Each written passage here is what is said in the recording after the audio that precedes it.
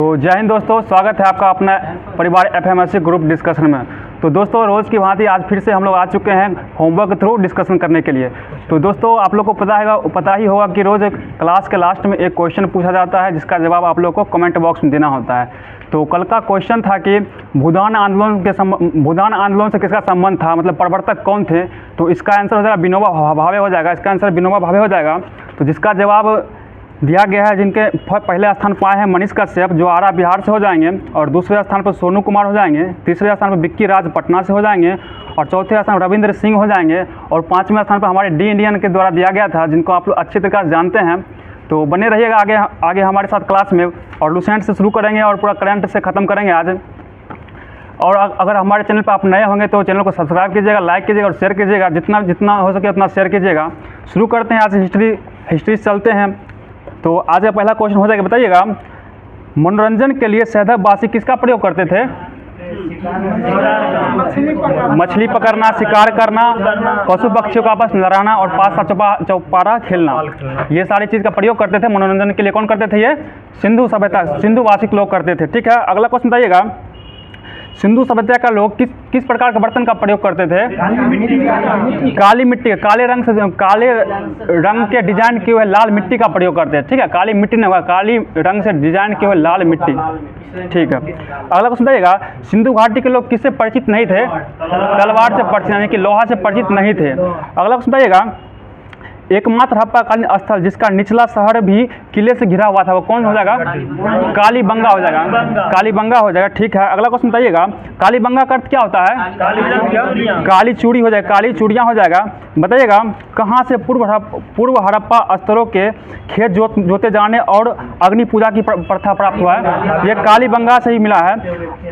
हाँ, जोते हुए खेत का साक्ष्य कालीबंगा से मिला है। अगला क्वेश्चन बताइएगा, मतलब कौन सी प्रथा सदैव सभ्यता में प्रचलित था? कौन सी प्रथा जो है ना सदैव सभ्यता में प्रचलित था? ये पर्दा प्रथा हो जाएगा और वेश्यावृत्ति हो जाएगा। ठीक है, अगला क्वेश्चन बताइएगा, हड़प्पा सभ्यता में सबों को मतलब अंतिम संस्कार का कौन सा प्रयोग किया जाता? क्या चीज़ प्रयोग होता? दफनाया जाता था और उसको जलाया भी जाता था। बताइए, हड़प्पा में सबको क्या किया जाता था? हड़प्पा में दफनाया जाता था, और मोहनजोदड़ो में क्या किया जाता था? उसको जलाया जाता था। ठीक है, अगला क्वेश्चन बताइएगा, सैदव सभ्यता के विनाश का संभवतः सबसे प्रभावी कारण क्या था? बाढ़ हो जाएगा। ठीक है, सही उत्तर बाढ़ हो जाएगा। अगला क्वेश्चन बताइएगा, आग में पकी हुई मिट्टी को क्या कहा जाता है? टेराकोटा हो जाएगा। ठीक है, अगला क्वेश्चन बताइएगा, वैदिक काल का विभाजन कितने भागों में किया गया है? दो भाग हो जाएगा। कौन कौन हो जाएगा? ऋग वैदिक और उत्तर वैदिक हो जाएगा। ठीक है, बताइएगा, ऋग वैदिक का काल क्या हो जाएगा? 1500 से हो जाएगा 1000 ईसा पूर्व हो जाएगा। 1500 से 1000 हो जाएगा। बताइएगा, उत्तर वैदिक काल का काल क्या हो जाएगा? 1000 से 600 ईसा पूर्व हो जाएगा। बताइएगा, अगला क्वेश्चन, आर्य सर्वप्रथम कहाँ आए थे?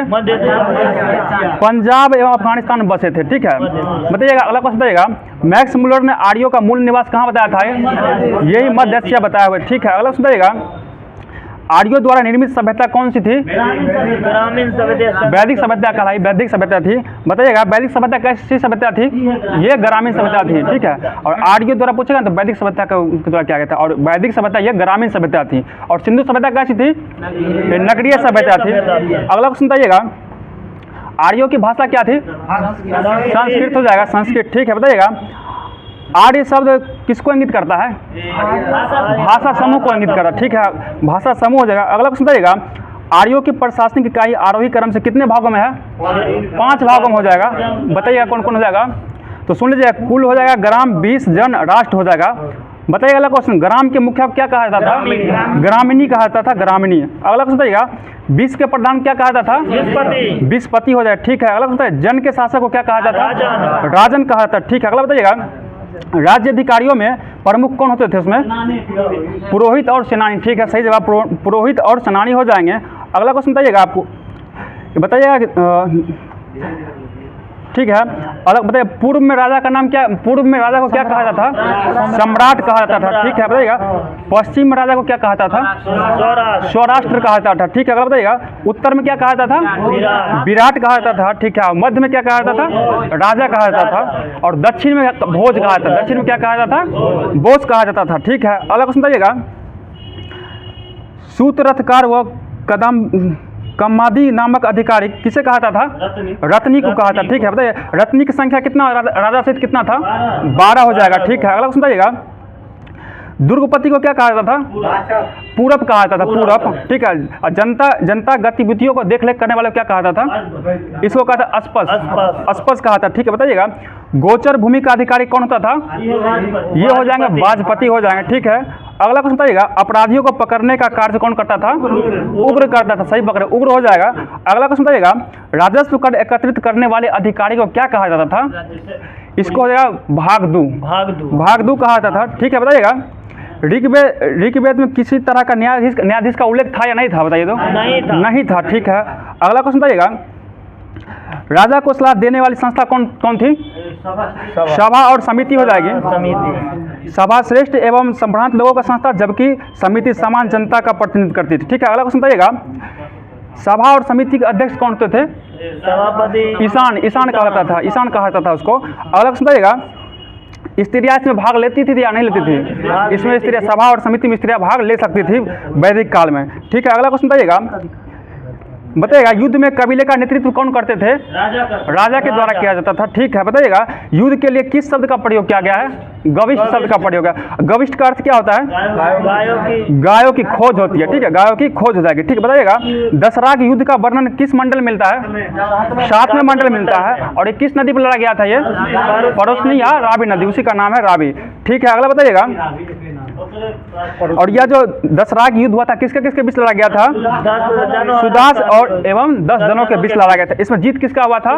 सुदास का जीत हो गया। ठीक है, बताइएगा उपनिषद की कुल संख्या कितना है? 108 हो जाएगी। ठीक है, बताइएगा महापुराणों की संख्या कितना है? 18 हो जाएगी। ठीक है, बताइएगा वेदांग की संख्या कितना है? और वेद कितना है? 4 हो जाएगा वेद। ठीक है, बताइएगा अगला क्वेश्चन बताइएगा, ऋग्वेद के किस मंडल में पुरुष सूक्त में चतुर्वर्ण का उल्लेख है? 10वां मंडल हो जाएगा। ठीक है, 10वां मंडल हो जाएगा। बताइए ब्राह्मण की उत्पत्ति किससे हुआ है? मुख से हुआ है। उसके बाद बताइए क्षत्रिय की उत्पत्ति किससे हुआ है?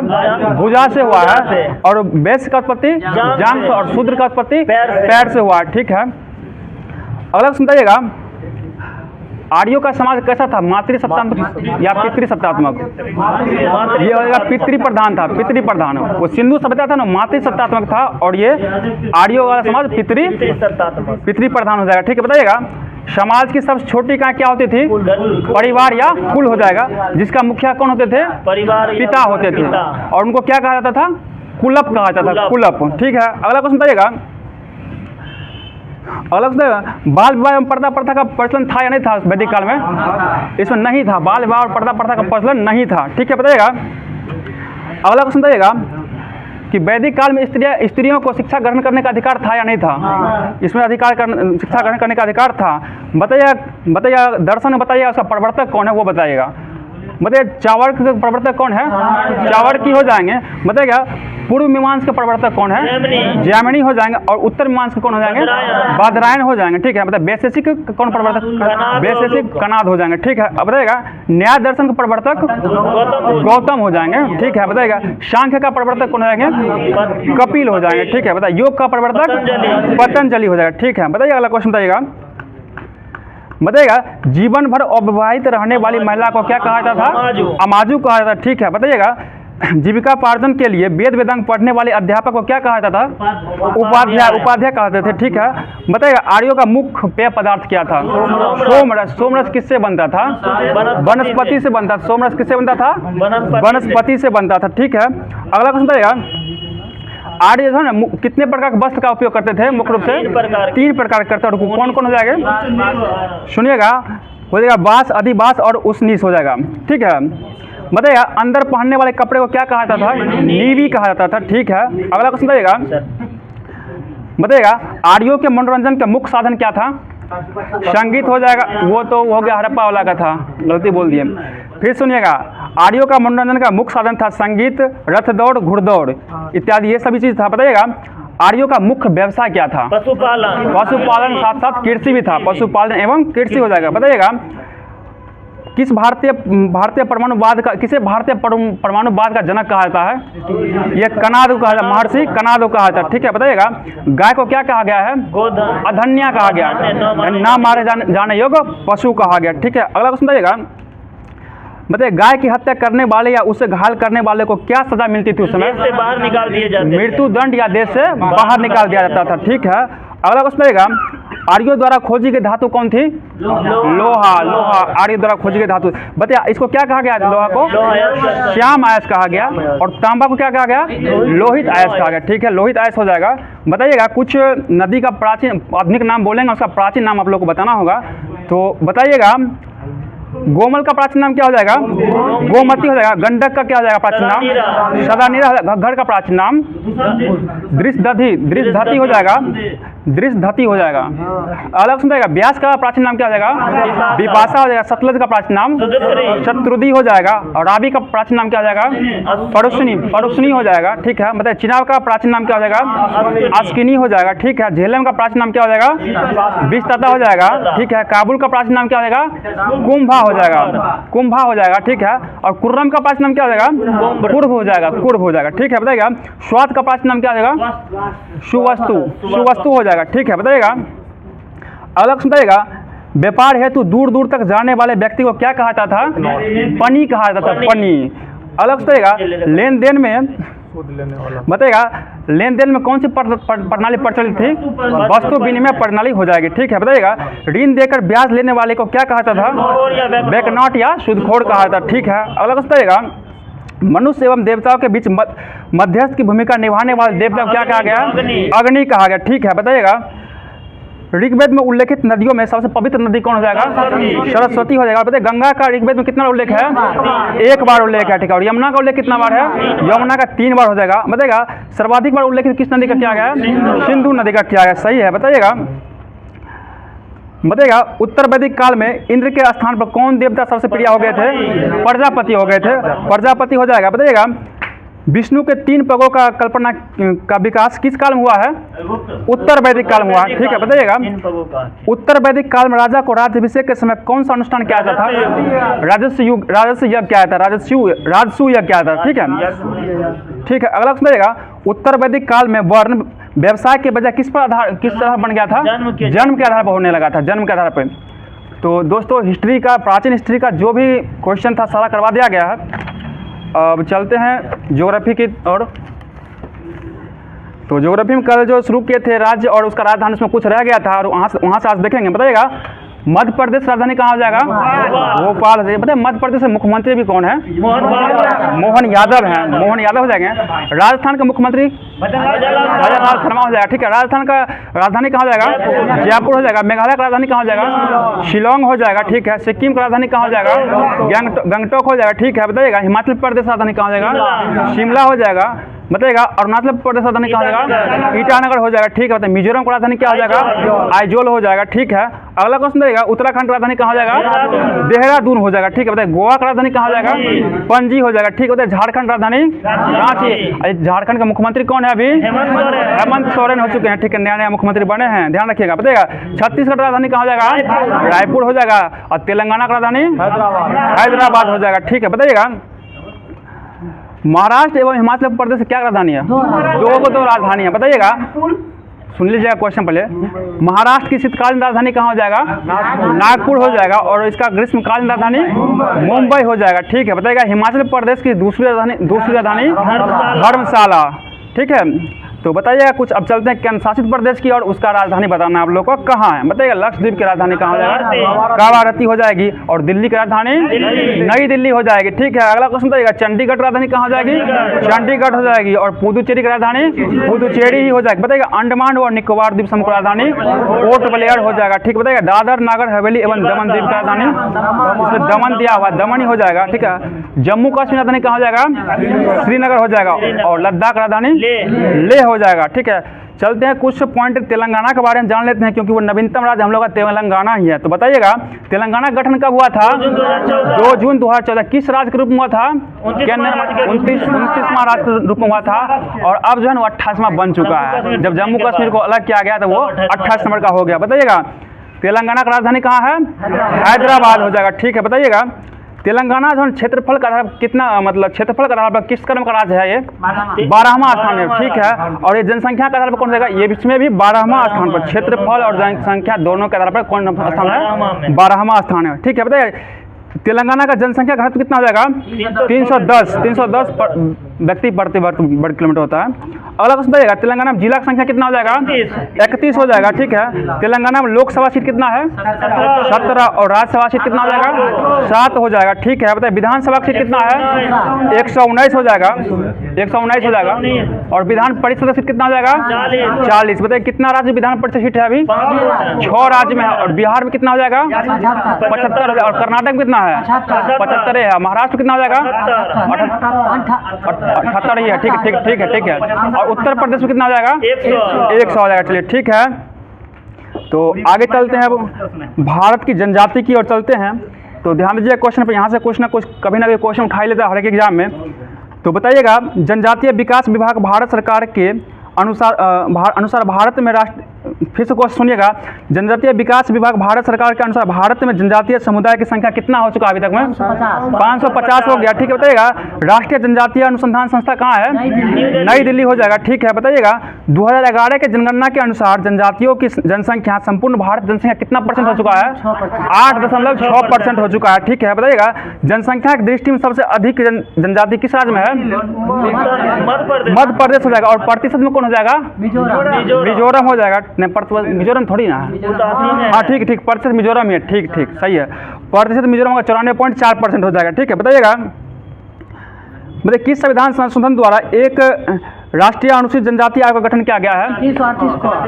संविधान संशोधन पूछे हैं, 89वां संविधान संशोधन 2003। और ये अनुच्छेद होगा तब 338 का क हो जाएगा। ठीक है। अगला बताइएगा कि राष्ट्रीय अनुसूचित जनजाति आयोग के प्रथम अध्यक्ष कौन थे? US ढेबर हो जाएंगे। अगला क्वेश्चन बताइएगा, वर्ष 2011 की जनगणना के अनुसार जनसंख्या की दृष्टि से भारत में सबसे बड़ी जनजाति कौन थी? भील जनजाति हो जाएगी। ठीक है। जिसकी जनसंख्या कितना हो जाएगा? 1,69,00,000 हो जाएगा। ठीक है। बताइएगा भारत की दूसरी सबसे बड़ी जनजाति कौन थी? ये गोंड हो जाएगी। ठीक है। इसका जनसंख्या बता सकते हैं आप लोग? 43,57,918 हो जाएगा। ठीक है। और तीसरे स्थान पर कौन हो जाएंगे? संथाल हो जाएंगे। ठीक है। अब अगला क्वेश्चन आप लोग बताने का कोशिश कीजिएगा, वर्ष 2011 जनगणना के अनुसार भारत का सबसे कम जनजाति वाला राज्य कौन हो जाएगा?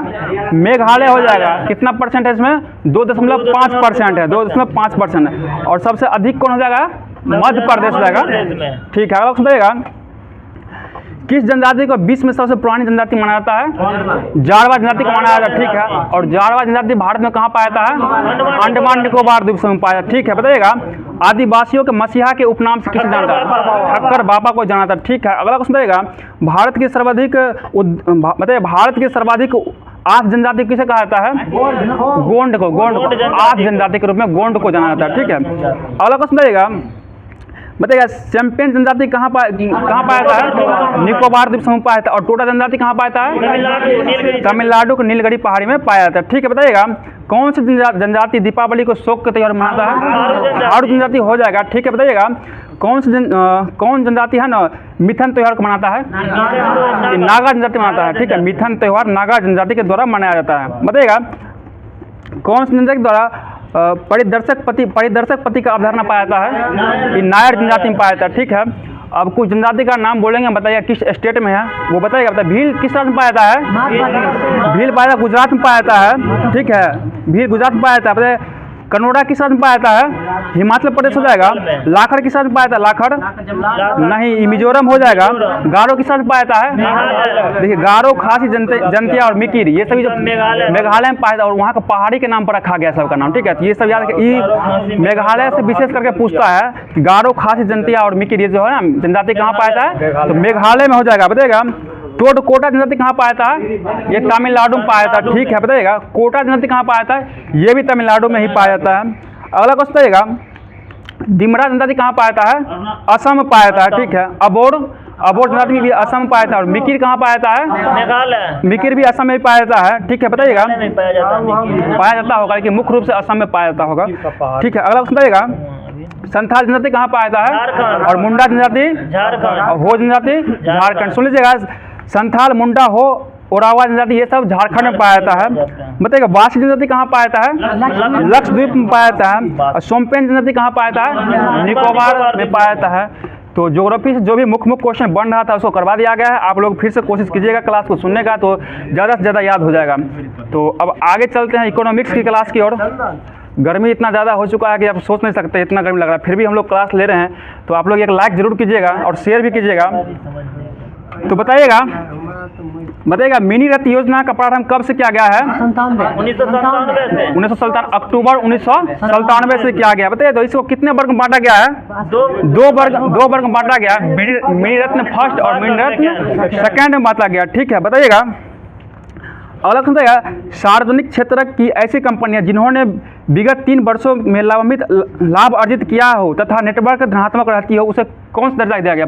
मिनी फर्स्ट का दर्जा दिया गया, रखा गया। ठीक है, बताइएगा मिनी रत्न फर्स्ट सरकार की अनुमति से कितना रुपये निकाल सकता है? ये 500 करोड़ या अपने शुद्ध मूल्य के बराबर, मतलब दोनों में जो कम होगा ना उससे निकालेगा पैसा। ठीक है, बताइएगा मिनी रत्न कंपनी में कंपनी संख्या कितना है? 62 हो जाएगा। ठीक है, कब से कब तक है ये? मार्च 2023 तक का दिया गया 62 कंपनियां। बताइएगा मिनी रत्न सेकेंड कंपनी अपने शुद्ध मूल्य का कितना रुपये निकाल सकता है? 50% या 150 करोड़ रुपया, दोनों में जो कम होगा ना वो निकाल सकता है। अगला क्वेश्चन बताइएगा भारत का कृषि के बाद दूसरा सबसे बड़ा रोजगार कौन प्रदान करता है? ये कपड़ा उद्योग प्रदान करता है। बताइएगा भारत का सबसे बड़ा वस्त्र उद्योग केंद्र कहाँ है? बम्बई में हो जाएगा, मुंबई हो जाएगा। ठीक है, बताइएगा चीन के बाद भारत विश्व में प्राकृतिक रेशम उत्पादन करने में कौन सा स्थान रखता है? दूसरा स्थान रखता है। बताइए अगला क्वेश्चन देश के कुल रेशम उत्पादन का आधे से कुछ अधिक भाग किस राज्य में उत्पादन होता है? कर्नाटक में होता है। ठीक है, अगला क्वेश्चन बताइएगा उद्योग संसार का सबसे, बताइए भारत में कौन सा उद्योग संसार का सबसे बड़ा उद्योग है? ट्रैक्टर उद्योग हो जाएगा। ट्रैक्टर उद्योग भारत में सबसे बड़ा उद्योग है संसार में। बताइएगा जो है कुल विश्व का कितना उत्पादन करता है? 1/3 उत्पादन करता है भारत। ठीक है, ट्रैक्टर का। बताइएगा अगला क्वेश्चन सुनिएगा भारत हर वर्ष ट्रैक्टर का कितना निर्यात करता है? 79,000 ट्रैक्टरों का निर्यात करता है। ठीक है, अगला क्वेश्चन बताइएगा लघु कुटीर उद्योग पर विशेष ध्यान कब दिया गया है? 1977 का औद्योगिक नीति में दिया गया। ठीक है, बताइएगा जिला उद्योग केंद्र का स्थापना कब किया गया है? 1977 में ही किया गया। 1977 ईस्वी में बताया। हाँ 77। ठीक है, अगला क्वेश्चन बताइएगा इस समय देश में जिला उद्योग केंद्र कितना था? 422 हो जाएगा। ठीक है, बताइएगा अभिधूषण समिति का संबंध किससे है? लघु उद्योग में सुधार से है। बताइएगा कुछ सार्वजनिक कंपनी है उसको निजी कंपनी में, किस निजी कंपनी में बेचा गया है वो बताइएगा, उसका नाम बताइएगा। मॉडर्न फूड इंडस्ट्रीज को किस निजी कंपनी में बेचा गया है? ये हो जाएगा हिंदुस्तान लीवर लिमिटेड को बेचा गया है। बाल्को को किसे बेचा गया है? बाल्को को किसे बेचा गया है? तो हो जाएगा स्टरलाइन इंडस्ट्रीज को बेचा गया। ठीक है, बताइएगा CMC को किसे बेचा गया है? CMC टाटा सन्स को हो जाएगा। अगला क्वेश्चन बताएगा हिंदी टेलीप्रिंटर्स को किसे बेचा गया है? HFCL को दिया गया। HFCL को दिया गया है। बताइएगा लघु उद्योग विकास संगठन किस मंत्रालय के अंतर्गत आता है? केंद्रीय उद्योग मंत्रालय के अंतर्गत आता है। ठीक है, बताइएगा इसका मुख्य अधिकारी कौन होते हैं? लघु उद्योग विकास संगठन के मुख्य अधिकारी कौन होते हैं? तो विकास कमिश्नर हो जाएंगे। विकास कमिश्नर हो जाएगा। बताइएगा लघु उद्योग विकास संगठन की स्थापना कब हुआ था? 1954 में हुआ था। 1954 हो जाएगा। बताइएगा अगला क्वेश्चन सुन लीजिएगा राष्ट्रीय लघु उद्योग निगम का स्थापना कब हुआ था? 1955 में हुआ था। एक साल बाद ही हो गया, 1955 में हो गया था। बताइएगा राष्ट्रीय लघु उद्योग निगम का मुख्य कार्य क्या हो जाएगा? सुन लीजिए इसका मुख्य कार्य होता है किराया क्रय पद्धति पर छोटे उद्योग को मशीनरी उपलब्ध करवाना होता है। अगला क्वेश्चन बताइएगा CDB का स्थापना कब हुआ था? 1990 में। 2 अप्रैल 1990 में इसका शुरुआत। इसका मुख्यालय कहाँ हो जाएगा? लखनऊ। CDB का मुख्यालय कहाँ हो जाएगा? लखनऊ हो जाएगा। बताइएगा देश को विश्व का पसंदीदा मैन्युफैक्चरिंग हब बनाकर औद्योगिक विकास में गति तेज करने के लिए किसका स्थापना किया गया है? मेक इन इंडिया कार्यक्रम। बताइए मेक इन इंडिया कार्यक्रम का स्थापना किसके द्वारा किया गया है? किसके द्वारा किया गया? तो नरेंद्र मोदी के द्वारा किया गया। और कब किया गया है? ये 25 सितंबर 2014 को किया गया है। ठीक है, बताइएगा अगला कुछ बताइएगा मेक इन इंडिया का प्रतीक चिन्ह क्या हो जाएगा? ठीक है, कोक से बने शेर हो जाएगा। तो कोक से कोक अगला क्वेश्चन रहेगा, श्रम ब्यूरो की स्थापना कब किया गया है? श्रम ब्यूरो का स्थापना कब किया गया है? 1 अक्टूबर 1946 को किया गया था। बताइएगा श्रम ब्यूरो का मुख्यालय कहाँ हो जाएगा? दिल्ली। शिमला और चंडीगढ़ हो जाएगा। अगला क्वेश्चन रहेगा, बीबी गिरी राष्ट्रीय श्रम संगठन का मुख्यालय कहाँ है? नोएडा। नोएडा। और केंद्रीय श्रमिक शिक्षा बोर्ड का मुख्यालय कहाँ है? नागपुर में हो जाएगा। ठीक है, ये दोनों भी है ना, ये दोनों संगठन श्रम मंत्रालय के अंतर्गत आता है। तो इकोनॉमिक्स से जो भी क्वेश्चन था वो करवा दिया गया। अब चलते हैं साइंस की ओर। साइंस निकाले कहाँ? मॉडल जहाँ पर हमें पड़ जाएगी। अच्छा कोई बात नहीं, एक निकल गया। तो दोस्तों कल जैसा कि पता है आप लोगों को फिजिक्स खत्म हो चुका था और फिर से फिजिक्स को शुरू कर दिया गया है। तो चलिए बताइएगा, प्राकृतिक विज्ञान की वह शाखा जिसमें द्रव तथा ऊर्जा और उसकी परस्पर क्रियाओं का अध्ययन होता है उसे क्या कहता है? भौतिकी कहता है। ठीक है, अगला क्वेश्चन देगा, प्राकृतिक जगत का मूल विज्ञान किसे कहता है? भौतिकी को कहता है। विज्ञान। ठीक है, बताइएगा किसी राशि के मापने के निर्देश मानक को क्या कहता है? मात्रक कहता है। सर क्लास पे ध्यान देने का कष्ट कीजिएगा, आप लोग बात मत कीजिए, क्लास ध्यान दीजिए। बताइएगा मात्रक कितने प्रकार होते हैं? 2 प्रकार। कौन कौन मात्रक हो जाएंगे? मूल मात्रक और व्युत्पन्न मात्रक हो जाएगा। ठीक है, बताइएगा अगला क्वेश्चन बताइएगा, ऐसा पद्धति में मूल मात्रक संख्या कितना हो जाएगा? 7 हो जाएगा। ठीक है, अब बताइए कुछ भौतिक राशि पूछेंगे, उसका मात्रक आप लोग को बताना होगा। बताइए लंबाई का मात्रक क्या हो जाएगा? मीटर हो जाएगा। द्रव्यमान कैसा है मात्रक? किलोग्राम हो जाएगा। ठीक है, सब केजी बोल सकते हैं। बताइएगा समय कैसा है मात्रक? सेकेंड हो जाएगा। ताप कैसा मात्रक क्या हो जाएगा? केल्विन हो जाएगा। विद्युत धारा कैसा मात्रक क्या हो जाएगा? एम्पियर हो जाएगा। ठीक है, ज्योति तीव्रता कैसा है मात्रक? कैंडिला हो जाएगा। पदार्थ का परिमाण का मात्रक? मोल हो जाएगा। ठीक है, बताइए समतल कोण कैसा है मात्रक क्या हो जाएगा? रेडियन हो जाएगा। और घन कोण कैसा मात्रक? एस्टेरेडियन हो जाएगा। बताइएगा ताप का पुराना ऐसा मात्रक क्या हो जाएगा? डिग्री सेंटीग्रेड हो जाएगा। और नया मात्रक क्या हो जाएगा? डिग्री सेल्सियस में हो जाएगा। ठीक है, आवृत्ति का पुराना मात्रक क्या हो जाएगा? कंपन प्रति सेकंड हो जाएगा। और नया मात्रक हर्ट्ज हो जाएगा। ठीक है, बताइएगा ज्योति तीव्रता का मात्रक क्या हो जाएगा? कैंडिला हो जाएगा। और पुराना मात्रक कैंडिल शक्ति हो जाएगा। कैंडिल शक्ति हो जाएगा। ठीक है, अगला क्वेश्चन बताइएगा, वे सभी मात्रक जो मूल मात्रक की सहायता से व्यक्त किए जाते हैं उसे क्या कहा जाता है? व्युत्पन्न मात्रक कहा जाता है। ठीक है, बताइएगा खगोलीय दूरियों को मापने के लिए किसका प्रयोग किया जाता है? प्रकाश वर्ष का प्रयोग किया जाता है। बताइएगा प्रकाश वर्ष की चाल हमेशा कैसी रहती है? एक समान रहती है। ठीक है, बताइएगा प्रकाश वर्ष किसका मात्रक है? दूरी का मात्रक हो जाएगा। ठीक है, बताइएगा एक प्रकाश वर्ष कितना होता है? 9 सुनिएगा, एक प्रकाश वर्ष का 9.46 गुना 10⁻15 मीटर हो जाएगा।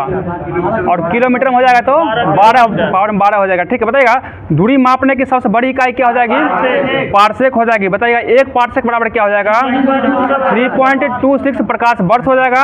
और या तो इसको 3.08 गुना 10⁻16 मीटर हो जाएगा। बताइएगा बल का सीजीएस पद्धति मात्रक क्या होता है? डाइन हो जाता है। और ऐसा पद्धति मात्रक क्या होता है? न्यूटन हो जाएगा। और 1 न्यूटन बराबर कितना डाइन होता है? 10⁻5 डाइन होता है। ठीक है, अगला क्वेश्चन बताइएगा कार्य का सीजीएस पद्धति मात्रक क्या हो जाएगा? अर्ग हो जाएगा। ठीक है, और इसका ऐसा पद्धति मात्रक क्या हो जाएगा? जूल हो जाएगा। और 1 जूल बराबर कितना अर्ग होता है? 10⁻7 अर्ग हो जाएगा। ठीक है, बताइएगा 10⁻24 क्या होता है? योटा हो जाएगा। योटा। और 10⁻24 क्या हो जाएगा? यक्टो हो जाएगा। 10⁻3 मिली हो जाएगा। और 10⁻6 माइक्रो हो जाएगा। -12 पीको। -15 क्या हो जाएगा? फेम्टो हो जाएगा। फेम्टो। और 10⁻6 क्या हो जाएगा? मेगा हो जाएगा। और 10⁻3 क्या हो जाएगा? किलो हो जाएगा। ठीक है, 10⁻1 डेका हो जाएगा। 10⁻2 कितना हो जाएगा?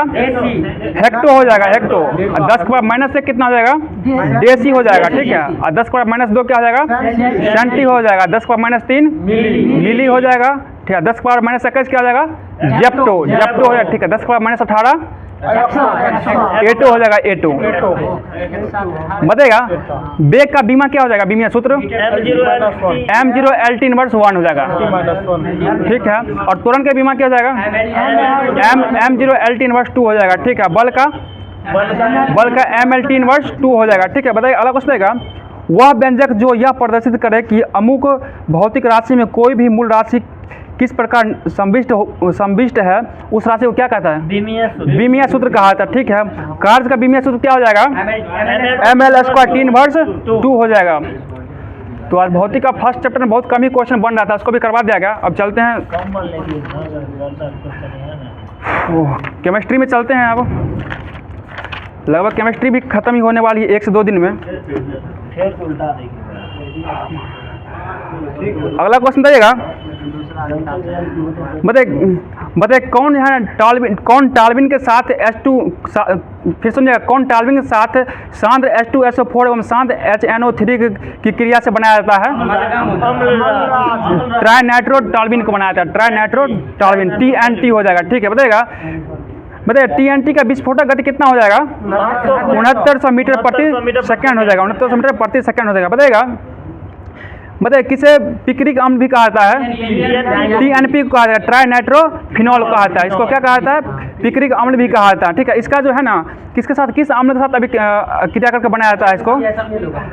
ठीक है, फिनॉल एवं सांद्र HNO3 के साथ किया जाता है। ठीक है, अगला क्वेश्चन बताइएगा, कौन एक रंगहीन तरल द्रव है? TNG का रंगहीन तरल द्रव है, इसका होगा ट्राइनाइट्रो ग्लिसरीन हो जाएगा। बताइए इसको कौन सा तेल कहा जाता है? नोबल का तेल कहा जाता है। ठीक है, बताइए डायनामाइट बनाने में किसका कौन काम आता है? ठीक है, TNG आता है, यही ट्राइनाइट्रो ग्लिसरीन आता है। ठीक है, अगला क्वेश्चन बताइएगा, RDX का पूरा नाम क्या हो जाएगा?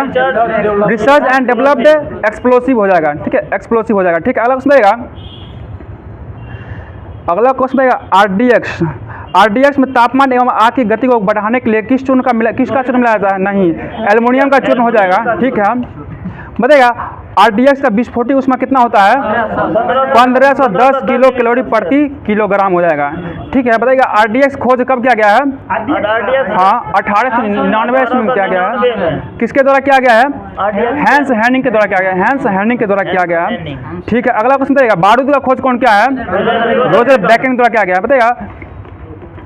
बताइए बारूद का प्रयोग सर्वप्रथम किसके द्वारा किया गया है? अंग्रेज द्वारा किया गया, यूनान के युद्ध में किया। कब किया गया था? 1346 ईस्वी में किया गया था। ठीक है, अगला क्वेश्चन बताइएगा, साबुन बनाने की प्रक्रिया क्या कहा जाता है? साबुनीकरण कहा जाता है। ठीक है, अगला क्वेश्चन बताइएगा, फिर से क्वेश्चन सुनिएगा, वे साबुन जो उच्च बसीय अम्लों में सोडियम लवण होता है उसे क्या कहा जाता है? कड़ा साबुन कहा जाता है उसको। ठीक, बताइए कड़ा साबुन का उपयोग किस में किया जाता है? कपड़ा साफ करने में किया जाता है। ठीक है, बताइएगा वे साबुन जो उच्च बसीय अम्लों में पोटेशियम लवण होता है उसे क्या कहा जाता है? मुलायम साबुन कहा जाता है। और मुलायम साबुन का उपयोग किस में करते हैं? नहाते समय जो उसको हम लोग यूज करते वही हो गया मुलायम साबुन हो जाएगा। बताइएगा डिटर्जेंट का अम्लीय श्रृंखला मतलब क्या होता है? डिटर्जेंट का लंबी श्रृंखला का हाइड्रोजन का होता है, हाइड्रोकार्बन का होता है। ठीक है, बताइएगा अगला क्वेश्चन बताइएगा आप लोग, डिटर्जेंट एवं एंजाइम मिला हुआ पदार्थ बहुत ही साफ धुलाई करता है, इस प्रकार धुलाई क्या कहा जाता है?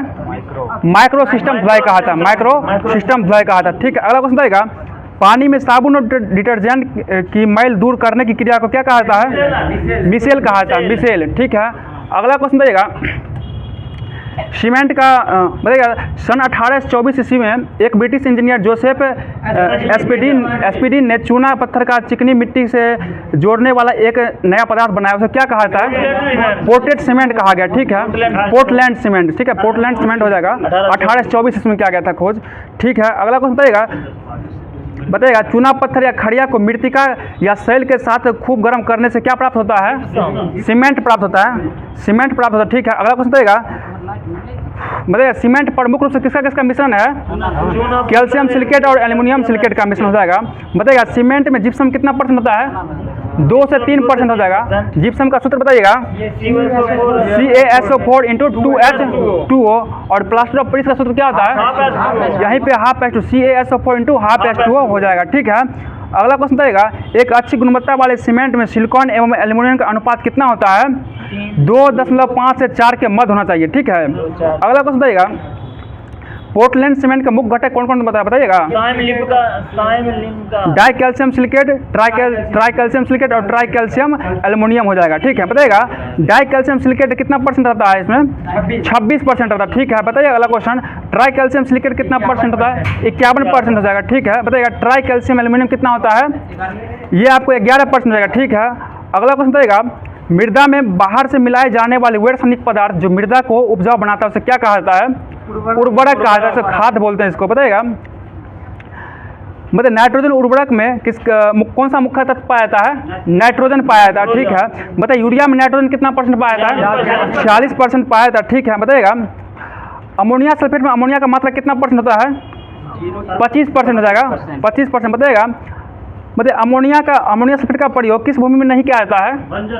चूना रहित भूमि में नहीं किया जाता है, जिसमें चूना नहीं होगा, जिसमें चूना होगा ना उसमें प्रयोग नहीं किया जाता है, ठीक है। बताइए अगला क्वेश्चन बताइएगा कौन नाइट्रोजन का सबसे अच्छा उर्वरक होता है? कैल्शियम नाइट्रेट हो जाएगा, ठीक है। अगला क्वेश्चन बताइएगा किसका प्रयोग है ना बुआई करने से पहले क्या आता है? किस कैल्शियम का? कैल्शियम साइनामाइड हो जाएगा, साइनामाइड। तो केमिस्ट्री का जो भी मुख्य क्वेश्चन था उसको देख लिया गया। अब आगे चलते हैं बायोलॉजी में। इतना क्या हो गर्मी इतना बढ़ चुका है, फिर भी हम लोग क्लास में लगे हुए हैं, क्योंकि आपको पता ही होगा अगले मंथ बिहार पुलिस का एग्ज़ाम और आज बीपीएससी का टीचर का भी एग्ज़ाम हुआ था। जिन लोगों भी एग्ज़ाम दिए होंगे, अगर एग्ज़ाम कैसा गया कमेंट बॉक्स में जरूर बताइएगा आप लोग, ताकि हम लोग को फिर हौसला मिलेगा इसी तरह से क्लास लेने में, और हमेशा क्लास लेने का प्रयास करेंगे। और आज आप लोग को पता होगा कि आज बायोलॉजी का लास्ट क्लास है, फिर से कल बायोलॉजी को स्टार्ट किया जाएगा साइंस के रूप में। तो आज का क्वेश्चन बताइएगा बायोलॉजी से, बताइएगा विज्ञान की वह शाखा जिसके अंदर विश्व रचना संबंधी ज्ञान का अध्ययन किया जाता है, वह कौन हो जाएगा? क्रास्मोग्राफी हो जाएगा, क्रास्मोग्राफी हो जाएगा। बताइएगा किस शाखा के अंतर्गत गुण लेखन या बीज लेखन का संबंधित ज्ञान का अध्ययन किया जाता है? क्रिप्टोग्राफी के अंतर्गत किया जाता है, ठीक है। बताइएगा किस शाखा के अंतर्गत शिलालेख संबंधित ज्ञान का अध्ययन किया जाता है? एपिग्राफी हो जाएगा, एपिग्राफी, ठीक है। बताइएगा किस शाखा के अंतर्गत मानव जाति का अध्ययन किया जाता है? नहीं, एंथ्रोग्राफी के अंतर्गत किया जाता है, ठीक है। अगला क्वेश्चन बताइएगा किस शाखा के अंतर्गत प्राणियों के आचार तथा व्यवहार का अध्ययन किया जाता है? इथोलॉजी हो जाएगा, ठीक है। अगला क्वेश्चन बताइएगा किस शाखा के अंतर्गत भूगणित ज्ञान का अध्ययन किया जाता है? जियोडेसी के अंतर्गत किया जाता है, जियोडेसी के अंतर्गत किया जाता है, ठीक है। अगला क्वेश्चन बताइएगा सूर्य के प्रभाव से चिकित्सा करने की प्रक्रिया को क्या कहते हैं? हीलियोथेरेपी कहा जाता है, हीलियोथेरेपी कहा जाता है, ठीक है। बताइएगा किस शाखा के अंतर्गत द्रव स्थैतिक का अध्ययन किया जाता है? हाइड्रोस्टैटिक्स के अंतर्गत किया जाता है। तो दोस्तों बहुत देर के बाद लाइट है, आप देख सकते हैं सभी क्या हाल हो चुका, पसीना हम लोग हो चुके हैं, फिर भी क्लास में लगे हुए हैं। तो आगे क्वेश्चन बताइएगा, क्वेश्चन पर ध्यान दीजिएगा आप लोग, अगला क्वेश्चन बताइएगा किस शाखा के अंतर्गत द्रव स्थैतिक का अध्ययन किया जाता है? हाइड्रोस्टैटिक्स के अंतर्गत किया जाता है। बताइए किस शाखा के अंतर्गत चंद्रमा के मूल स्वरूप तथा गति के वर्णन का अध्ययन किया जाता है? सेलिनोलॉजी के अंतर्गत हो जाएगा, ठीक है। बताइएगा किस शाखा के अंतर्गत रेशम के कीड़े के पालन का अध्ययन किया जाता है? सेरीकल्चर हो जाएगा, ठीक है। अगला क्वेश्चन बताइएगा किस शाखा के अंतर्गत मानसिक संक्रमण की प्रक्रिया का अध्ययन किया जाता है? टेलीपैथी हो जाएगा। बताइए नींद का अध्ययन किसमें किया जाता है? हिप्नोलॉजी हो जाएगा, ठीक है। बताइएगा किस शाखा के अंतर्गत विषयों के बारे में अध्ययन किया जाता है? टॉक्सिकोलॉजी हो जाएगा, ठीक है। अगला क्वेश्चन बताइएगा सपनों का अध्ययन क्या कहता है? नहीं, ऑर्निरोलॉजी कहता है, ऑर्निरोलॉजी हो जाएगा, ठीक है। ठीक है, अगला क्वेश्चन बताइएगा मनुष्य के सौंदर्य का अध्ययन किसमें क्या जाता है? कैलोलॉजी हो जाएगा, ठीक है। अगला क्वेश्चन बताइएगा जीव की उत्पत्ति के समय क्या उपस्थित नहीं था? ऑक्सीजन उपस्थित नहीं था, ठीक है। बताइएगा शरीर में सबसे दृढ़ दांत शरीर में सबसे दृढ़ दांत का कौन सा भाग हो जाएगा? एनामेल हो जाएगा, ठीक है। बताइएगा मनुष्य में लिंग का निर्धारण किसके आधार पर होता है? पुरुष के गुणसूत्र होता है, ठीक है। बताइएगा सबसे तेज तंत्रिका आवेग कितना होता है? 332 किलोमीटर प्रति घंटा हो जाएगा, ठीक है। और अगला क्वेश्चन बताइएगा मनुष्य के फेफड़े के अंतर्गत क्षेत्रफल कितना आता है? फिर से क्वेश्चन सुनिएगा मनुष्य के फेफड़े का आंतरिक क्षेत्रफल कितना होता है? ये क्वेश्चन था।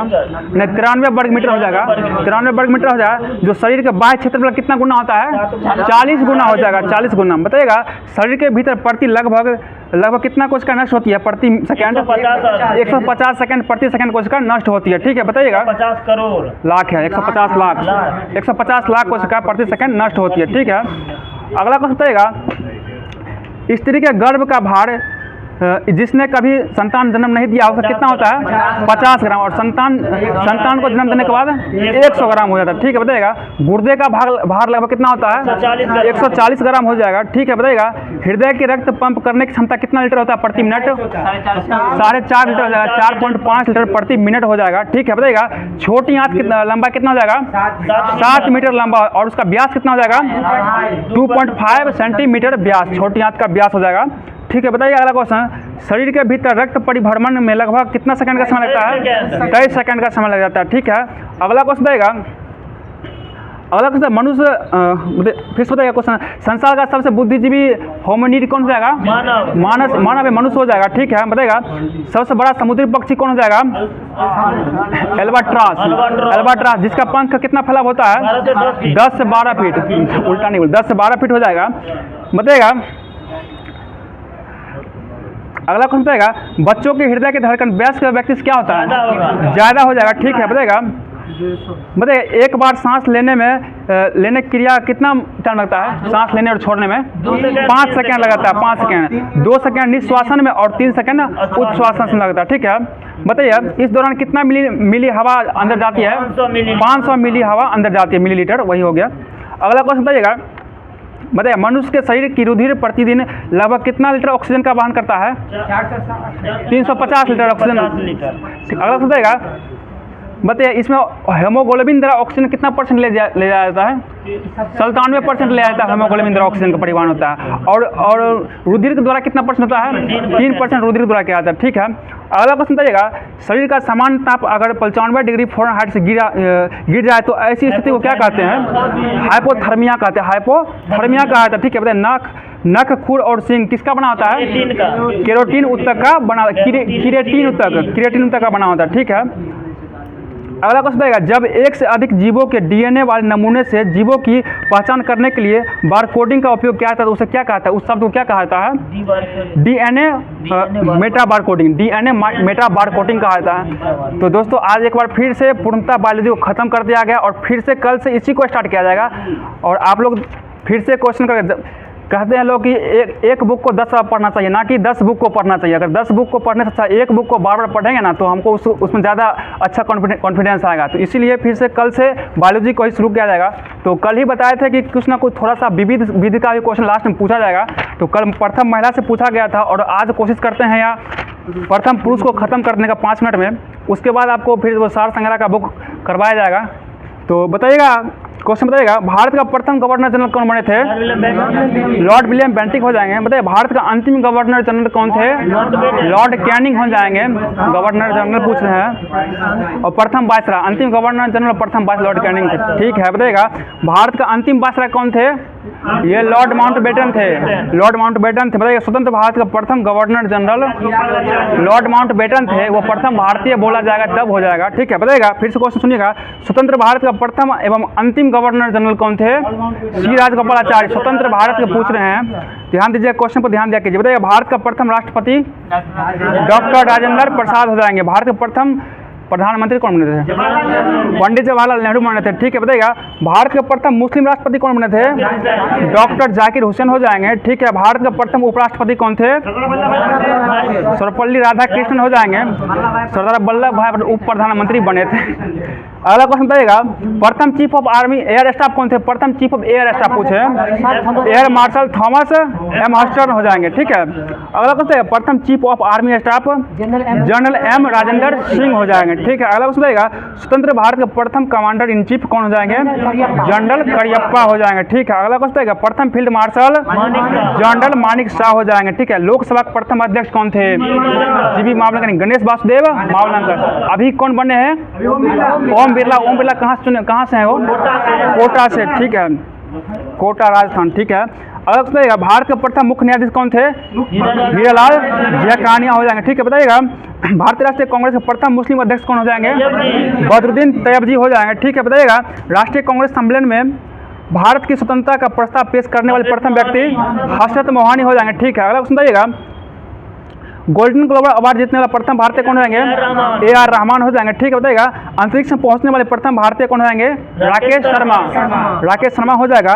इंग्लिश चैनल पार करने वाले प्रथम भारतीय कौन हो जाएंगे मिहिर सेन हो जाएंगे। ठीक है, अगला क्वेश्चन बताइएगा, पाक स्टेट तैराकी प्रतियोगिता जीतने वाला प्रथम भारतीय वैद्यनाथ हो जाएंगे। बताइएगा, बिना ऑक्सीजन के एवरेस्ट की चोटी पर पहुंचने वाला भारतीय कौन जाएंगे? शेरपा फू दोरजी 9 मई 1984 को चढ़े थे। अगला क्वेश्चन बताइएगा, प्रथम भारतीय पायलट कौन हो जाएंगे? JRD टाटा हो जाएंगे। बताइएगा, ब्रिटिश संसद का सदस्य बनने वाला प्रथम भारतीय दादा भाई नौरोजी हो जाएंगे। ठीक है, अगला क्वेश्चन बताइएगा, भारत के प्रथम समाचार पत्र शुरू करने वाला व्यक्ति कौन थे? James Hickey. कब किए थे? 1780 में किए थे। हाँ, बंगाल गजट नाम से किया गया था। ठीक है, बताइएगा, भारत में प्रिंटिंग प्रेस का प्रचलन करने वाला प्रथम व्यक्ति जेम्स हिक्की हो जाएगा। प्रथम व्यक्ति भारतीय पूछा जा रहा है। ठीक है दोस्तों, तो प्रथम पुरुष से जो भी क्वेश्चन था करवा दिया। कल कोशिश करेंगे भारत में प्रथम अन्य जो भी है उसको करवाया जाएगा। तो आगे क्लास जो स्टैटिक टाइप सा हो गया, जो वन लाइनर क्लास, वो महेश जी के द्वारा लिया जाएगा। तो आज देखिए इनका भी क्लास कैसा लगता है, कमेंट जरूर कीजिएगा। जो भी थोड़ी त्रुटि होगी उसको आप लोग मैनेज करने की कोशिश कीजिएगा। बाद में आगे क्लास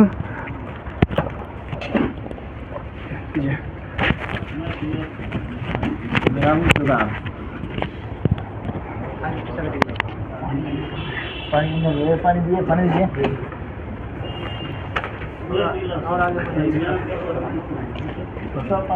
कराए।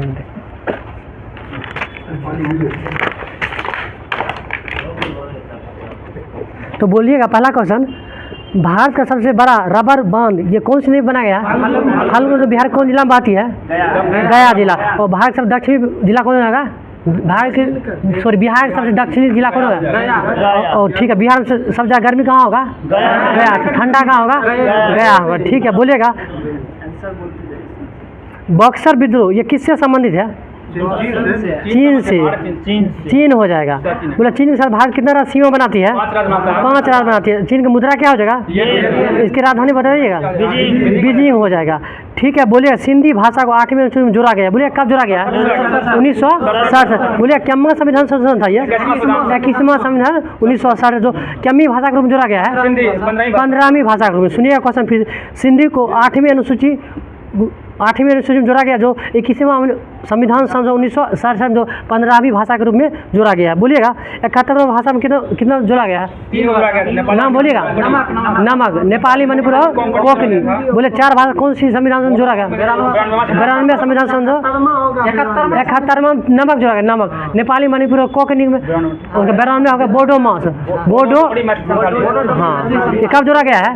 2003 में जोड़ा गया है। ठीक है, बोलिएगा, संगम साहित्य में व्यापारिक वर्ग को किस रूप में जाना जाता है? व्यापारी साहित्य को क्वेश्चन फिर समझिएगा, संगम साहित्य में व्यापारी वर्ग को किस रूप में जाना जाता है? इसका होगा आंसर बेगिनर के रूप में। बोलिए, नेपाल के प्रथम निर्वाचित प्रधानमंत्री कौन थे? ठीक है, विश्वेश्वर प्रसाद कोइरालाल। ठीक। बताइएगा, भारतीय उपमहाद्वीप में लोहे का प्रयोग शुरू किया गया, कब किया गया है? भारतीय उपमहाद्वीप में लोहे का प्रयोग कब शुरू किया गया है? ये 3000 ईसा वर्ष पूर्व में किया गया। बताइएगा, प्राचीन काल में गंगा नदी को क्षेत्र में क्या कहा जाता है? मगध को कहा जाता है। क्या प्राचीन काल में गंगा दक्षिणी को क्षेत्र को क्या कहा जाता है? मगध। बोले, मगध यूनिवर्सिटी कहाँ पड़ता है? ये कौन से जिला में पड़ता है? गया इधर पड़ता है। हाँ, बोलिएगा, ये गंगा नदी का लंबाई बोलिएगा पूरे भारत में 25। बोले, भारत की सबसे लंबी नदी गंगा हो जाएगा। बिहार की सबसे लंबी नदी गंगा। बिहार की सबसे लंबी नदी गंगा, भारत की सबसे लंबी नदी गंगा। बोले, भारत में लंबाई बोलिए गंगा कितना हो? 25। बोले, बिहार में गंगा की लंबाई बोलिए 445 हो जाएगा। बोले, गंगा नदी है बिहार की कौन सी जिला को प्रवेश करती है? बिहार के बक्सर जिला को प्रवेश करती है। कहाँ जाके समाप्त हो जाती है? कटिहार में जाके समाप्त हो जाती है। ठीक है, बोले, कितना कहाँ? बोले, बिहार के गंगा नदी है ना सर्वाधिक, ये कौन जिला में बहती है नदी? पटना जिला। सबसे कम पूछेगा तो अपना समस्तीपुर हो जाएगा। बोले, कितना परमंडल होकर गंगा नदी प्रवेश करती है? परमंडल पूछेगा तो 7 हो जाएगा, जिला पूछेगा तो 12 हो जाएगा। 12 ध्यान रखिएगा। बोले 1906 में आयोजित भारतीय कांग्रेस के कोलकाता अधिवेशन का अध्यक्ष कौन करा था?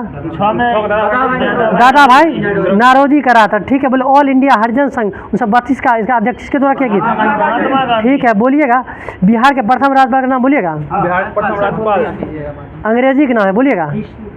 Sir James David Sifton. सुनिएगा क्वेश्चन फिर से, बिहार के प्रथम राज्यपाल कौन होगा? Sir James David Sifton. बताइएगा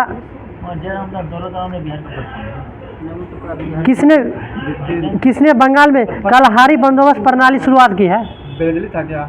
सुनिए क्वेश्चन फिर से, किसने बंगाल में महलवारी बंदोबस्त ठीक है,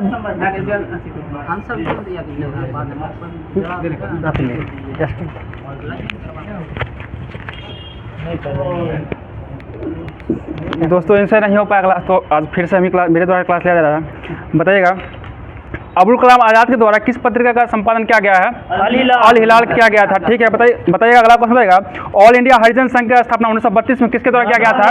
महात्मा गांधी के द्वारा किया गया था। ठीक है, अगला क्वेश्चन बताइएगा, 20 फरवरी 1947 को प्रधानमंत्री एटली ने भारत से ब्रिटिश शासन को कब तक वापस लेने की घोषणा किया था?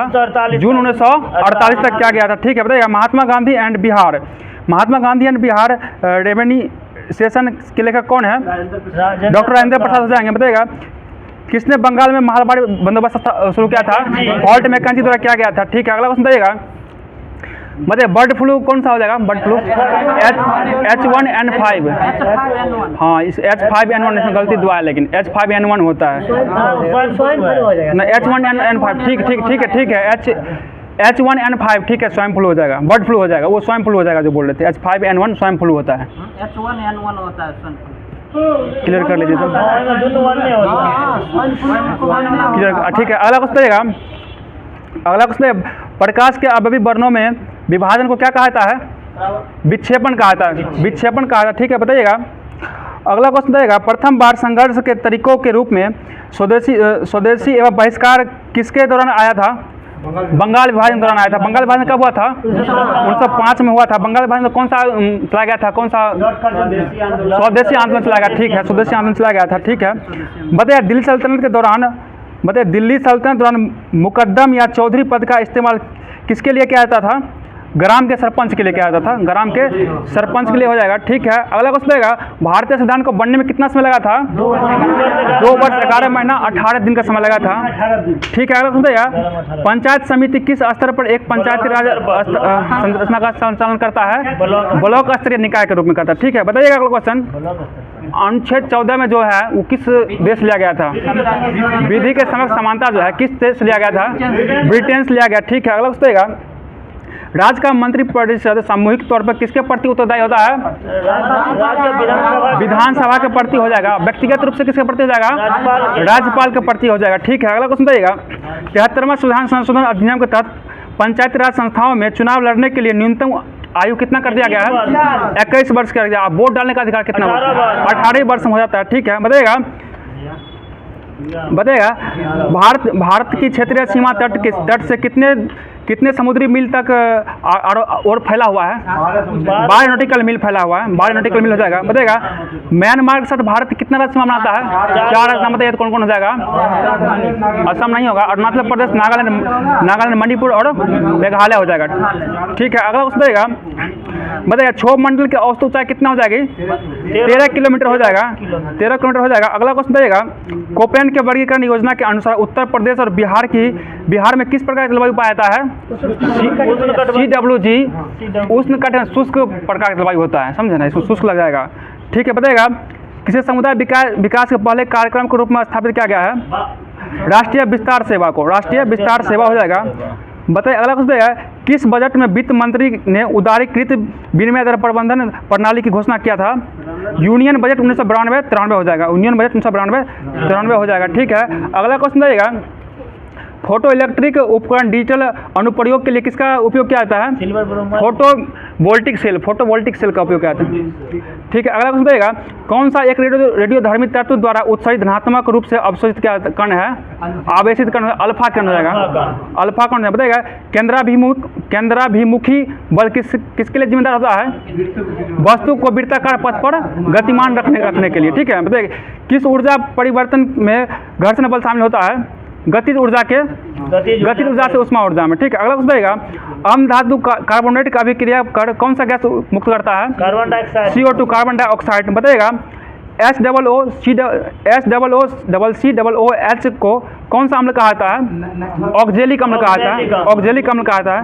बताइएगा HCOOH को कौन सा अम्ल कहा जाता है? तो ऑक्जेलिक अम्ल हो जाएगा। बताइएगा एसिटिक अम्ल में गंध किसके समान होता है? सिरका के समान होता है। सिरका के समान हो जाएगा। ठीक है, अगला क्वेश्चन बताइएगा, शरीर की प्रतिरोधक क्षमता से जुड़ा सबसे महत्वपूर्ण कोशिका कौन हो जाएगा?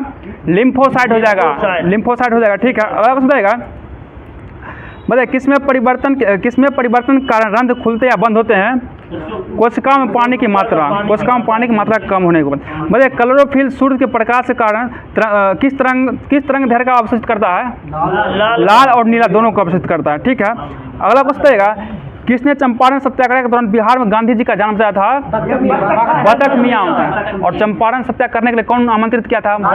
राजकुमार शुक्ल किया था। चंपारण सत्याग्रह कब हुआ था? 1917 में हुआ था। ठीक है, तो दोस्तों ये जो स्पार्क साथ संघ का जो भी क्वेश्चन था वो करवा दिया गया है। अब चलते हैं साइंस, तो SPD का साइंस बच गया वो लेते हैं।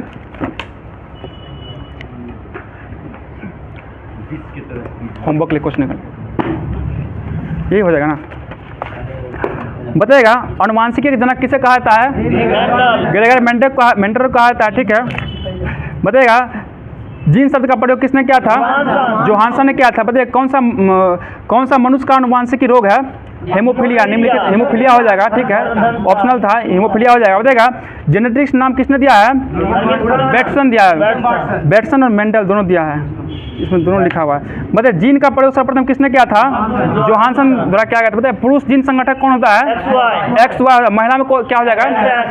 X हो जाएगा। बताइएगा अलग से प्राथमिक उपभोक्ता कौन होता है? शाकाहारी प्राथमिक उपभोक्ता होता है। ठीक है, बताइएगा द्वितीयक उपभोक्ता कौन होता है? मांसाहारी होता है। बताइए सहजीविता का उदाहरण क्या हो जाएगा? लाइकेन सहजीविता का उदाहरण है।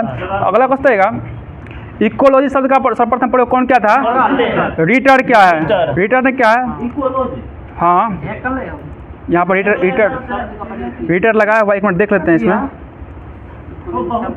इसमें गलत दिया होगा, इकोलॉजी रीटर लगाया, लेकिन हेकले होना चाहिए ना। सही है, शब्द रीटर ही दिए थे। ठीक है, रीटर दिया है, शब्द के बारे में पूछा गया है। बताइए जीन बने होते जीन किसका बना होता है? DNA का बना होता है। DNA का बना होता है। बताइए लाइकेन सहजीवी पाए जाते हैं किसके बीच में? शैवाल और कवक के बीच में पाया जाता है। ठीक है, अगला बताइएगा सारगासो समुद्र का नाम किस पे पड़ा है? शैवालों के कारण पड़ा है। शैवाल के कारण। बताइए ऊर्जा का पिरामिड कैसा होता है? सीधा। हमेशा सीधा होता है। सीधा नहीं, हमेशा सीधा होता है। बताइएगा बताइए निम्न कौन औद्योगिक कारक है? देखिए जल, कार्बोहाइड्रेट और ताप, ये सभी औद्योगिक कारक है। ठीक है, बताइएगा मनुष्य में किस प्रकार के गुणसूत्र से लिंग निर्धारण होता है? पिता के गुणसूत्र से। ठीक है, सबसे बड़ा गुणसूत्र कौन हो जाएगा? ट्रिलियम हो जाएगा। ठीक है, सबसे छोटा गुणसूत्र कौन हो जाएगा? शैवाल का हो जाएगा। ठीक है, अगला सुनिएगा जीन शब्द का पता जोहानसन ने कब लगाया था? 1909 में लगाया था। ठीक है, बताइए DNA की क्रियात्मक इकाई क्या हो जाएगा? जीन हो जाएगा। जीन वो तंत्र का क्रियात्मक इकाई न्यूरॉन होता है सर। ठीक है, अगला बताइएगा गुणसूत्र में पाए जाने वाले अनुवांशिक पदार्थ को क्या कहते हैं? जीनोम कहते हैं। ठीक है, बताइएगा संपूर्ण जेनेटिक कोड का पता किसने लगाया था? हरगोविंद खुराना को लगाया गया था। ठीक है, बताइएगा हरगोविंद खुराना को जेनेटिक कोड का पता लगाने के लिए नोबेल पुरस्कार कब दिया गया? 1968 में दिया गया। ठीक है, बताइएगा अनुवांशिक रोग रंग वर्णता में रोगी किस रंग का पहचान नहीं कर पाता है? लाल और हरा। लाल उसको किसका दिखाई पड़ता है? हरा दिखाई पड़ता है। ठीक है, बताइएगा लाइकेन का सूचक कौन होता है? किसका सूचक होता है? वायु प्रदूषक का सूचक होता है। ठीक है, अगला क्वेश्चन बताइएगा कि मानव में गुणसूत्र संख्या कितना हो जाएगा? 46 का हो जाएगा। ठीक है, DNA का डबल हेलिक्स मॉडल कौन दिया था? वाटसन और क्रिक के द्वारा दिया गया था। प्रयोगशाला में सर्वप्रथम DNA का संश्लेषण कौन किया था? हरगोविंद खुराना द्वारा किया गया था। ठीक है, बताइएगा जीन में अवस्थित क्या अवस्थित होता है? गुणसूत्र होता है। जीन में गुणसूत्र अवस्थित होता है। ठीक है, बताइए विकास का सिद्धांत को किसने प्रतिपादित किया? चार्ल्स डार्विन द्वारा किया गया था। ठीक है, बताइएगा हृदय का पहला प्रतिस्थापन किसके द्वारा किया गया था? डॉक्टर क्रिश्चियन बोनार्ड द्वारा किया गया था। ठीक है, बताइएगा वंशागति के नियम के अध्ययन को क्या कहा जाता है? अनुवांशिकी कहा जाता है। अनुवांशिकी, वंशागति के नियमों के अध्ययन को अनुवांशिकी कहा जाता है। अगला क्वेश्चन बताइएगा पर्यावरण में अजैव अवयव का उदाहरण क्या है? वायु। पर्यावरण में अजैव अवयव का उदाहरण वायु हो जाएगा। बताइए उत्परिवर्तन का स्थान कौन दिया था? हुगो डिब्रिज दिया था। हुगो डिब्रिज, ठीक है। बताइए प्राकृतिक वर्ण का स्थान कौन दिया है? डार्विन द्वारा दिया गया था। करंट का बुक नहीं लाए हैं। अगला क्वेश्चन बताइएगा बताइए सर्वप्रथम जेनेटिक शब्द का उपयोग किसके द्वारा किया गया था? डब्ल्यू वाटसन द्वारा किया गया था। कब किया गया था? 1905 में किया गया था। बताइएगा अनुवांशिक संबंधित प्रयोग के लिए सर्वप्रथम मेंडल ने किस पौधे का प्रयोग किया था? मटर का पौधा का प्रयोग किया था। बताइएगा प्रयोगशाला में सर्वप्रथम डीएनए का संश्लेषण कौन किया था? अभी जस्ट हुआ था, हरगोविंद खुराना के द्वारा किया गया था। ठीक है, बताइएगा गुणसूत्र के अंदर डीएनए प्रोटीन पाया जाता है जिसे क्या कहा जाता है? क्रोमेटिन कहा जाता है। क्रोमेटिन कहा जाता है। ठीक है, अगला क्वेश्चन बताइएगा किस राज्य को वांचो लकड़ी का जीआई टैग मिला है? अरुणाचल प्रदेश हो जाएगा। ठीक है, अगला क्वेश्चन बताइएगा 10वीं शताब्दी का कदम शिलालेख कहाँ मिला? कहाँ मिला है? गोवा में मिला है। ठीक है, बताइए किस राज्य में चुंबी उत्सव मनाया गया है? असम में हो जाएगा। एक मिनट, हाँ ठीक है, किस चदुम्बी उत्सव मनाया गया? ये हो जाएगा असम में हो जाएगा। ठीक है, बताइएगा किसने अपना डायरेक्ट टू सेल स्टारलिंक उपग्रह लॉन्च किया है? स्पेस एक्स हो जाएगा। स्पेस एक्स हो जाएगा। ठीक है, अगला क्वेश्चन बताइएगा किस राज्य की कैबिनेट ने रानी दुर्गावती अन्न प्रोत्साहन योजना को मंजूरी दी है? मध्य प्रदेश हो जाएगा। ठीक है, बताइएगा दुर्घटना हॉटस्पॉट को मैप करने वाला पहला राज्य कौन बना है? पंजाब बन गया। ठीक है, अगला क्वेश्चन बताइएगा सूचना अनुसार भारत सरकार किस देश में भारत पर्व बनाने का योजना बना रही है? यूएई हो जाएगा। ठीक है, अगला क्वेश्चन बताइएगा किस राज्य के डोंगरिया कोंध सॉल का जीआई टैग मिला है? ओडिशा को मिला है। ओडिशा को मिला। ठीक है, बताइएगा भारत में महिलाओं के लिए शीर्ष शहर 2023 में सूचकांक में कौन शीर्ष पर है? चेन्नई पर हो जाएगा। ठीक है, बताइए किस राज्य सरकार ने गुणोत्सव 2024 का शुभारंभ किया है? असम के द्वारा किया गया है। ठीक है, अगला क्वेश्चन बताइएगा ठीक है, अगला क्वेश्चन बताइएगा किसने जल प्रबंधन के लिए CII राष्ट्रीय पुरस्कार जारी किया? फिर सुनिएगा किसने जल प्रबंधन के लिए CII राष्ट्रीय पुरस्कार जीता है? हीरो मोटो कॉर्प। ठीक है, बताइएगा सेल का सफल परीक्षण किसने किया है?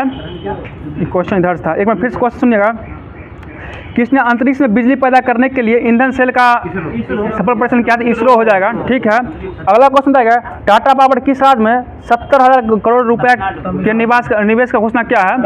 तमिलनाडु हो जाएगा। ठीक है, अगला क्वेश्चन आएगा इंटरनेशनल पर्पल फेस्टिवल 2024 कहाँ मनाया गया?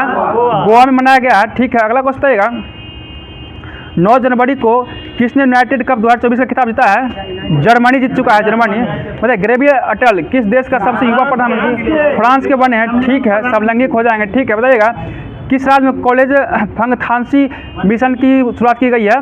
मणिपुर हो जाएगा। ठीक है, बस बताइएगा किस राज्य के रेड आंट चीटी का जीआई टैग मिला है? ओडिशा को मिला है। तो दोस्तों जो भी आज का होमवर्क दिया गया लगभग पूरा करवा दिया गया है। लूसेंट से शुरू किया गया और करंट से ख़त्म किया गया है। तो आप लोग बताइएगा क्लास कैसा लगा और कमेंट जरूर कीजिएगा और लाइक और शेयर अभी तक अगर नहीं किए तो जरूर कीजिएगा, अपने दोस्तों में शेयर कीजिएगा और लाइक कीजिएगा। तो कल के लिए आप लोग के लिए एक क्वेश्चन हो जाएगा। एक क्वेश्चन बताइएगा विश्व में बताना है न्यूनतम जनसंख्या घनत्व कहाँ पे है? विश्व में न्यूनतम जनसंख्या घनत्व कहाँ हो जाएगा ये बताना है आपको। फिर से क्वेश्चन सुनिएगा विश्व में न्यूनतम जनसंख्या घनत्व कहाँ है? तो तब तक के लिए दोस्तों बने रहिएगा, क्वेश्चन का जवाब दीजिएगा और हमारे चैनल को सब्सक्राइब किया। तब तक के लिए जय हिंद दोस्तों।